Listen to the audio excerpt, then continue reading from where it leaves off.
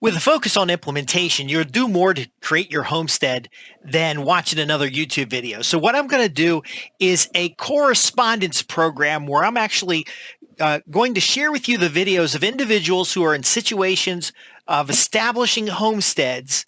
And what I mean by homestead, I mean self-sufficient, completely off-grid in many cases, a base camp, basically a safe and secure location to grow food. Oh, by the way, I'm Justin Hitt with Prosperity Homestead. And so what I'm going to share with you right after this video, we're going to talk a little bit about human waste disposal and sanitation, especially important in a disaster situation, especially important in a situation where you're getting started on a homestead. This is also very important for folks who are starting their base camp or their hunting lodge camp. So let's get into details. So first off, scratching a hole in the ground and taking a dump behind a tree is called a bush toilet. And bush toilets spread diseases like cholera and dysentery. It is not the right thing to be doing in a base camp. It is not the right thing to be doing at your hunting camp. It causes problems, and especially since those stupid raccoons like to eat turds for some reason. And so we have to be mindful of both the disposal of waste and its attractant of creatures so that we can have a safe and sanitary location. And so this particular correspondent that I'm working with, Geoffrey Okeyo, he is in Kenya, and he's in a temperate climate, so it's very similar to the climate that I'm in. And he has the challenges where there's literal human excrement that is being deposited behind trees and bushes because in his village, a lot of folks use bush toilets. And so it's not a good situation. It causes a spread of cholera, causes the spread of dysentery. It causes all kinds of problems. So what he's going to show you in this video is how they've set up a sanitation system that allows the use of number one and number two to use the bathroom, and then also the diversion of urine into a sump, which they then compost and use as fertilizer on their garden space. So he's actually solving two problems at one time: the safe disposal of waste and the composting or creation of nutrient soil.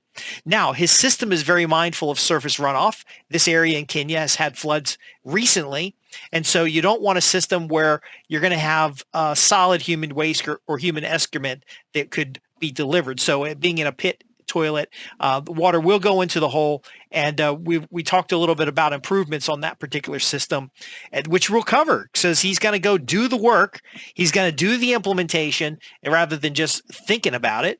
And so we're going to reward that behavior by syndicating and sharing what he's doing, because again, when you're establishing a homestead or responding to an emergency situation, you need to have 5 key things in place. Number 1 is safety. Number 2 is water. Number 3 is sanitation, and that's what we're talking about here. Number 4 is food, and number 5 is medical. So there's a second video that I'm going to cover where he talks about this, the second part of washing your hands after using the bathroom. But of course, the biomass going down a hole in the ground is called a pit latrine, and a pit latrine is better than a bush toilet. But as this series progresses, we're going to show you an even better way using a humanure toilet system like we use at our base camp, and then the method for addressing and putting that aside. So what is it that you're going to learn here? Well, you're going to learn that practical examples start with implementation, that the ideas and concepts that we share here work. They work in situations where folks have very little resources, and they work in situations where folks have a lot of resources. And in full disclosure, this gentleman here has taken a permaculture design class. He's taken some forestry and tree management systems, and he is teaching me about raising small birds such as pigeons and chickens on a homestead. So stay on the video. We're going to see Geoffrey Okeyo as he shares with us his latrine system. And then as we follow the improvements of that system, I'll come back on and we'll talk about those improvements. But as we follow him, you'll see more from him. Geoffrey Okeyo. Okay, here is how to make a dry latrine. And here is a soda that we have right here. And we use it when the latrine is full. We sprinkle around it like this so that it prevents the smelling and the bacterial infection from those who are entering inside. After it has been full, we come here, and here is how we make the pit, that after it is full, it runs from this hole to inside here. Inside here. So how we make it first is we use sticks here. First we put sticks right here and right position.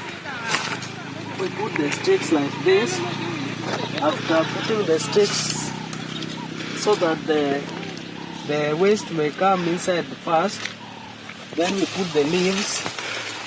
We put the leaves, we just put the leaves like this, so that when the figures are inside here, they don't really smell. We put the leaves like this. After putting the leaves like this, we come and take the ashes, then we sprinkle them down like this to prevent the smelling of the latrine, of the pit. After putting the ashes, we turn it inside the currently using latrine. Then we take the clay. We use now the clay to make their good so that it can prevent it from, when someone comes, it will prevent it from dangers, and also for a faster decomposition of the waste. I hope you can see, and it is the easiest method to make a dry latrine so that it can help in faster, and it will also enhance good use of it. So after leaving it like this, we leave it for around 1 month. Then we use the waste to put them in the gardens for easy growing of our vegetables and fruits.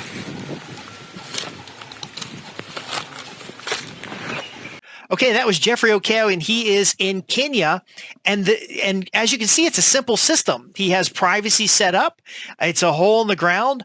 The urine diverter moves the urine off into a pit, which he puts biomass in, and he puts soil in so that he can capture the urine as fertilizer. Now, it needs to stay in that pit for 1 month to 3 months so it can break down, and it has to be protected from evaporation. Now, what kind of improvements can we have on the system? Well, I think it's a very good system, and I think it's a system that has value for that area. Now, we have the challenge of flood, and then we also have the challenge of smell. So I have seen pictures of this particular latrine system that weren't as pretty as what he shared with you just now, because it has the challenge of accumulating mud around the pit, and that happens because there's no platform. So one of the improvements that we look at on this particular design is to have some kind of wooden platform over the hole so that you have your foot pads, and in Kenya, they use a squat toilet, just like in China and other places where we use a sit-down toilet. It doesn't really matter each way, but as a squat toilet, it will be cleaner. And so you can have a platform there so someone will step up into the bathroom area. And then instead of spreading the soil on soil around the toilet area, it would go into the toilet, or you would use some biomass to go into the toilet to cover up the human excrement, the turd. And I don't know any other way to cover this, but basically it would keep flies from getting on it. Now, if you do want to use a dusting around, you want to use wood ash. Wood ash has the ability to bind to bacteria and other waste product, and basically then you can sweep it up after it dries out. So the Kenyan environment is a temperate climate, except the sun is straight up in the air most of the day, and because they're near to the equator, and so they have a dry season that can have an actual drought. So in the dry season, this wooden platform with the dusted wood ash would be able to be swept into the toilet. Now, another improvement that can be there if you're going to have a dry toilet is you don't need to worry about the urine diverter. And we're going to talk about in the next one how you can implement a composting toilet, and you can actually fill the hole to the top with biomass, human waste, and some soil mixture. And once you cap that off, you can actually plant a tree there. But again, this system is very good because you notice what he's doing. He is separating the urine, which can be used for fertilizing plants. Now, if people just peed everywhere, because more than one person uses this toilet, again, these are family solutions. If everybody just peed everywhere, there is the possibility of passing disease with the urine. So by stabilizing it in a soil mixture, he's able then to add it to a compost pile and then turn it in the compost pile before it is then used for top dressing in the garden space. I have collected pee. I've talked about it in other videos. I've also used the biodigester to process animal waste, but urine mixed with water, so 1 part urine, 10 parts water, can actually be applied as a fertilizer right directly to the garden. I tend to put it on the compost itself. That way, when it's turned into the compost, it's a nitrogen source for the compost. The problem with urine is that if bugs get into it or it goes stale, it smells really bad. So in this particular system, that's why he's covering it with brush and then putting on soil. So, ask questions in the comments below. This is a real human in Kenya who will be implementing new ideas and concepts in his village as a leader in permaculture design for his village. He's also holding classes about raising pigeons. He's holding classes about the toilet systems because sanitation is a problem. And like I said, when people are using bush toilets and you get a rainfall, you end up having the waste getting into bore wells and getting into other areas where people are getting water, contaminating animals. And so when we're mindful of the surface water and we properly manage these resources, they can actually work real well. Now, one note that I'm passing along from him is you want to make sure you never put any plastic down the hole, and you don't ever use any plastic in your toilet system. Even when you're using the ash to sterilize your hands, it doesn't sterilize your hands. The dry ash on your hands lifts off the bacteria and parasites, and then when you rinse your hands off, that material is removed, and then of course you can dry your hands afterwards. And we'll talk about a wash station that he has in the next video. But if you like this format, let me know. I'm Justin Hitt with Prosperity Homestead, and we're going to start featuring correspondents in different countries and different areas, starting first with Geoffrey, because Geoffrey's doing great work, and we will show you what they're doing. And if you'd like to support the efforts that Geoffrey's doing with his permaculture and regenerative farming education, and they're literally setting up a base camp there on his property, and they're going to make sure that they have the 5 elements we talked about. And if you want to support that, we'll make sure funds get directly to Geoffrey in the projects that we're discussing right here. Again, I'm Justin Hitt with Prosperity Homestead, featuring Geoffrey Okeyo in Kenya, who is demonstrating the pit latrine toilet. Be sure to like and subscribe, ask your questions in the comments below. And if you have any specific questions or want a consultation, visit us at www.prosperityhomestead.org. And you can go to the contact page to ask your questions. We also have a free newsletter and other resources to help you transform your land into a prosperous homestead, or in this case, a small farm. Thanks for watching, and I'll see you in the next video.